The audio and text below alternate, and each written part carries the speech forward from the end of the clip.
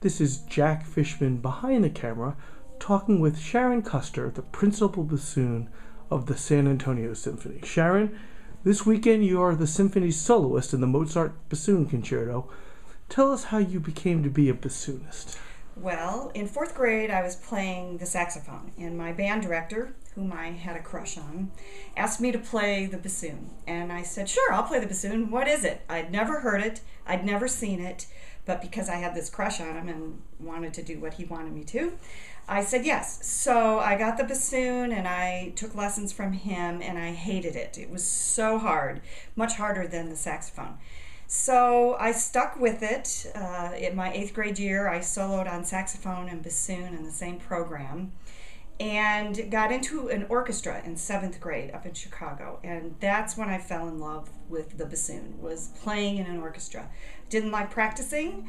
I am still learning to love practicing, but I really love playing in the orchestra. So that's how I became a bassoonist. It was one of those serendipitous things that you make this silly decision as a 5th grader, and here it affects the rest of your life. And you've been a bassoonist here in San Antonio for quite a number of years. This is my 28th season.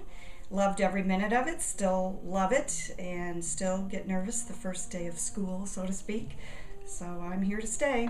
You were also a member of the Music Director Search Committee, which was a lot of extra work, but I imagine that was a lot of fun too. It was fun. I learned a lot about my colleagues that were on the committee, as well as a lot of the new and upcoming conductors, and it was a real eye-opener just to see who's out there conducting, and I really enjoyed it. It was a great experience for me.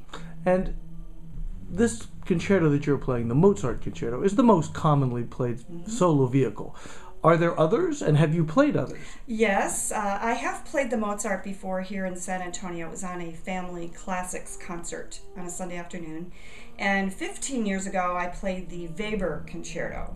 And I've also played a piece by Weber called the Hungarian Rondo. And it was originally, I think, a viola piece, but the bassoon plays it also. Now, there's a famous Michael Dougherty piece, who's a living American composer. I think yes. It's called Dead Elvis. Yes, I've never played it. The soloist has to dress up as Elvis Presley. Is that something bassoonists like to do? I don't know.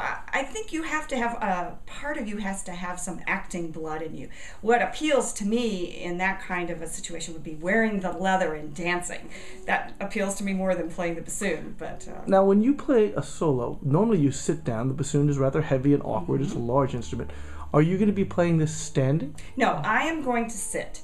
I am much more comfortable sitting. If I soloed a lot with the orchestra, or in general, I would probably get a harness. You strap yourself in, and you have to put a little extension on your bassoon, and then you can stand more easily. But I feel more comfortable sitting, and so that's what I'm going to do.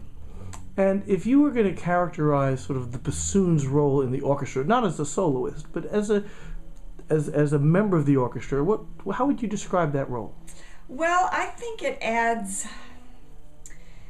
Well, most people know about the flute and the clarinet, and they hear them do solos all the time. But when the bassoon gets a solo, I feel like it's extra special. Like we just did Shostakovich 9, and Shostakovich gave a great bassoon solo to us. And I don't know, I just think it makes people sit up and take notice because it's not used as often as some of the other woodwinds.